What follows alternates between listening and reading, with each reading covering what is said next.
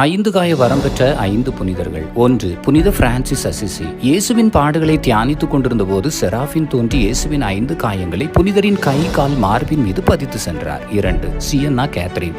சிலுவையிலிருந்து புறப்பட்டு வந்த 5 சிவப்பு நிற கதிர்கள் புனிதையின் கை கால் மற்றும் மார்பின் மீது காயங்களை ஏற்படுத்தின. 3. கசியா நகர் ரீட்டா. திருச்சிலுவையின் முன்னால் ஜெபித்துக் கொண்டிருந்த புனிதையின் நெற்றியில் திடீரென காயங்கள் தோன்றியது. இயேசுவின் முள்முடி காயங்களை பெற்றிருந்தார் இப்புனிதை. 4. புனித ஜெம்மா கல்கானி.